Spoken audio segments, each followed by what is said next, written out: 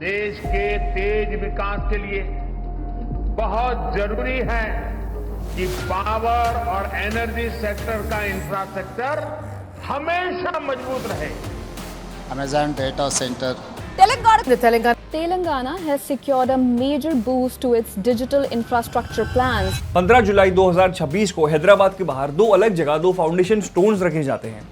पहला Amazon का 60,000 crore rupees का डेटा सेंटर जो इंडिया में उसका सबसे बड़ा प्रोजेक्ट है, और दूसरा उसके कुछ ही किलोमीटर दूर एक ईवी बैटरी प्लांट जो आगे चल के इंडिया के क्लीन एनर्जी सप्लाई चेन का हिस्सा बनेगा। एक ही दिन दो अलग मेगा प्रोजेक्ट्स एक ही स्टेट में, और उस स्टेट का नाम है तेलंगाना। 2014 में जब तेलंगाना एक नया स्टेट बना तब यहाँ की एनुअल पर कैपिटा इनकम थी 1.24 लाख रुपीस, और आज 10 साल बाद वो 4.18 लाख रुपीस के आसपास पहुंच चुकी है, ऑलमोस्ट 3 गुना 10 साल में। इंडिया में सिर्फ 5 स्टेट्स ऐसे हैं जो वर्ल्ड बैंक के अपर मिडिल इनकम क्लब तक पहुंचे हैं, और तेलंगाना उनमें से एक है। This is what real growth looks like. Welcome back to behind the headlines, जहां हम एक ट्रेंडिंग नैरेटिव की फुल स्टोरी डिकोड करते हैं ताकि आपको सिर्फ वो मिले जो ट्रूली मैटर करता है। और आज हम समझेंगे तेलंगाना की ग्रोथ स्टोरी के नंबर्स, उसके पीछे का कैपिटल और वो एक रिस्क जो कोई नहीं दिखाता। कहानी 2014 से शुरू होती है जब आंध्र प्रदेश दो पार्ट्स में डिवाइड होता है। पहला है तेलंगाना और दूसरा खुद आंध्र प्रदेश। अगर आपने हमारा आंध्र प्रदेश का वीडियो देखा होगा तो आप समझ गए होंगे कि उस वक्त सबसे ज्यादा डाउट इस स्टेट को लेकर था, क्योंकि उसने अपना कैपिटल हैदराबाद खो दिया था और उसे जीरो से एक नया कैपिटल सिटी खड़ा करना था। अब तेलंगाना की बात करें तो उसके सामने सवाल अलग था कि क्या यह ग्रोथ सिर्फ हैदराबाद तक लिमिटेड रहेगी या फिर पूरे स्टेट में भी फैलेगी। और 10 साल बाद जवाब आ चुका है। FY26 में तेलंगाना का GSDP 17.82 लाख करोड़ रुपीस तक पहुंच गया, और वो नेशनल एवरेज से भी तेजी से ग्रो कर रहा है। एक स्टेट जिसे लोग सिर्फ हैदराबाद समझते थे आज इंडिया की GDP का लगभग 5% अकेले बनाता है। तो आखिर इतना बड़ा चेंज आया कैसे?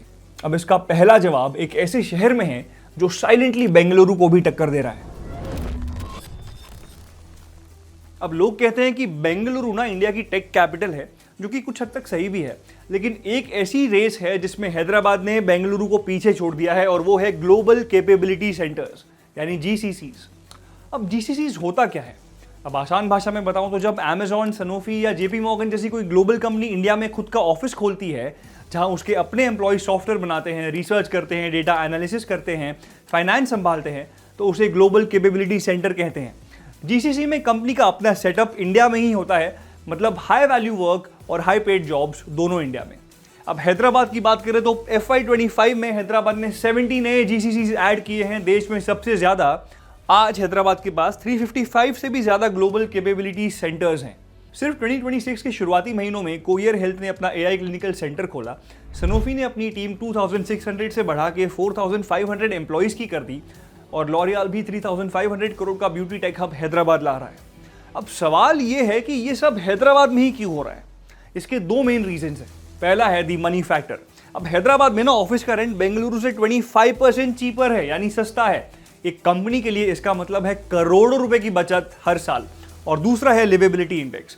अब ये वो फैक्टर है जो स्प्रेडशीट्स में नहीं दिखता है। बेंगलुरु अपने ट्रैफिक और पानी के क्राइसिस के लिए इनफेमस है, और वहीं पे हैदराबाद में चौड़ी सड़कें हैं, लेस कम्यूटर्स है, सस्ता रेंट है, तो घर भी सस्ते हैं। इनफैक्ट रियल एस्टेट कंपनीज तो खुद कहती है कि बेंगलुरु की भीड़ और कॉस्ट ही कंपनीज को हैदराबाद की तरफ पुश कर रही हैं, और इसका सीधा असर माइग्रेशन पे पड़ता है। यानी टैलेंट जो पहले डिफॉल्ट बेंगलुरु जाता था अब हैदराबाद चूज कर रहा है। And where talent comes in, money follows.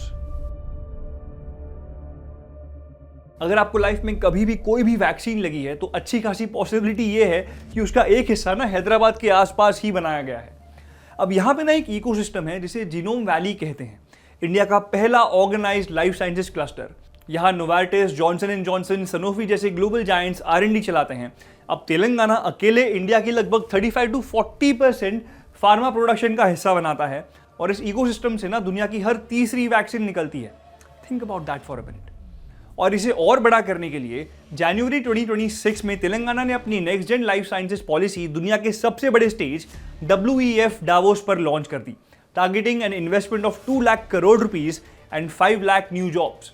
लेकिन एक ऑनेस्ट बात यह भी है कि जीनोम वैली दुनिया की दवाइयां बनाता तो है, लेकिन उनकी असली कमाई यानी पेटेंट्स, नए मॉलिक्यूल्स, रिसर्च का प्रॉफिट अक्सर बाहर की कंपनीज के पास जाता है। तो हैदराबाद दुनिया की फार्मेसी फैक्ट्री है, लेकिन दुनिया का फार्मेसी इनोवेटर नहीं है। अब यहां सिर्फ वॉल्यूम बनता है, बड़ा प्रॉफिट कहीं और जाता है।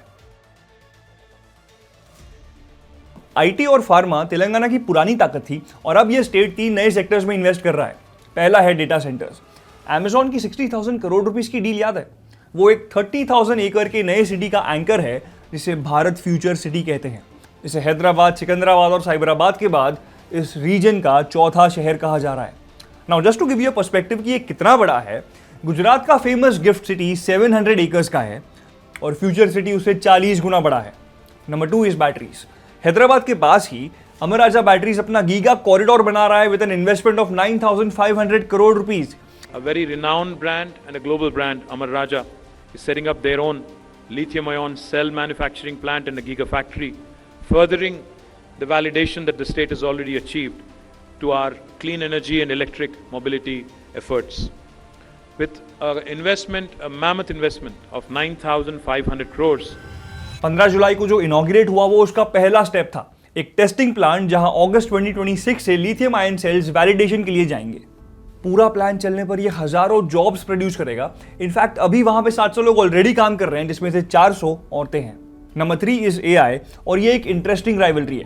Amazon तेलंगाना में आया, उसके कुछ ही महीने बाद आंध्र प्रदेश ने गूगल का $15 बिलियन का एआई हब अनाउंस किया। 2 नेबरिंग स्टेट्स तेलंगाना और आंध्र प्रदेश अब एक दूसरे से सीधा कंपीट कर रहे हैं दुनिया के सबसे बड़े टेक इन्वेस्टमेंट्स के लिए, और यही राइवलरी है जो दोनों स्टेट्स की इकोनॉमी को बूस्ट भी कर रही है। तो यहां तक तो सब कुछ परफेक्ट लगता है, right? IT, pharma, batteries, AI, 4 different sectors in one single state. लेकिन अब बात करते हैं कुछ अनवांटेड रिस्क्स के बारे में। Now we said this many times कि एक एआई डेटा सेंटर सिर्फ इलेक्ट्रिसिटी पे नहीं चलता, उसे ठंडा रखने के लिए पानी भी चाहिए। कितना पानी? लगभग 1 मेगावाट के डेटा सेंटर को ठंडा रखने के लिए साल को ऑलमोस्ट 2.5 करोड़ लीटर्स पानी लग सकता है। लेकिन now if you look at Hyderabad, तो शहर के लगभग 70% हिस्से में ग्राउंड वाटर जरूरत से ज्यादा निकाला जा रहा है। इनफैक्ट 2027 तक हैदराबाद को डेली अराउंड 870 मिलियन लीटर्स पानी की कमी का सामना करना पड़ सकता है। अब इंडिया के आधे से ज्यादा डेटा सेंटर्स पहले से ही वाटर स्ट्रेस्ड एरियाज में हैं और तेलंगाना भी उनमें से एक है। और पानी अकेला रिस्क नहीं है, 2 रिस्क और भी है। पहला है डेट।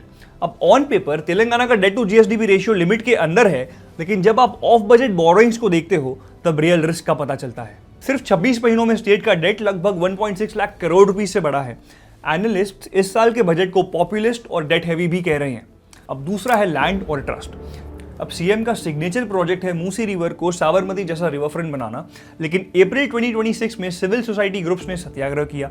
ऊपर से डिमांड रखी कि पहले प्रॉपर स्टडीज हो और डिस्प्लेस होने वाले फैमिलीज का सेंसस किया जाए।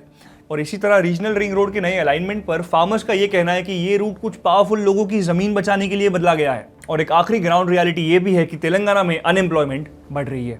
ग्रोथ के बावजूद सेंटर के अपने PLFS डेटा के मुताबिक तेलंगाना की अनएम्प्लॉयमेंट रेट नेशनल एवरेज से भी ऊपर है and every 1 out of 5 young individuals is unemployed. अब GCCs की बड़ी सैलरीज तो हैं, लेकिन ये एक छोटी स्किल्ड पॉपुलेशन के लिए हैं, पूरे स्टेट के लिए नहीं। देखो, तेलंगाना ग्रो तो कर रहा है, अब उस ग्रोथ को ना इन्वेस्टमेंट के पर्सपेक्टिव से देखते हैं। ईवी बैटरीज में काम करने वाला Amara Raja energy and mobility BSE and NSE दोनों पर लिस्टेड है। अब फार्मा सेक्टर में डॉक्टर रेड्डीज, डिवीज लैब, औरोबिंदो और ग्रैन्यूल्स इंडिया, इनका सबसे बड़ा मैन्युफैक्चरिंग बेस तेलंगाना में ही है। और Amazon और गूगल जैसे प्लेयर्स खुद यहां पे लिस्टेड तो नहीं है, लेकिन उनके आने से रियल एस्टेट, कंस्ट्रक्शन और पावर सेक्टर की लिस्टेड कंपनीज को इनडायरेक्ट फायदा मिल सकता है। तो आज के एपिसोड के ना 3 टेकअवेज है। पहला, तेलंगाना की ताकत यह है कि वो एक सेक्टर पे डिपेंडेंट नहीं है। IT, pharma, batteries, AI, 4 parallel bets और चारों में ट्रैक्शन दिख रहा है।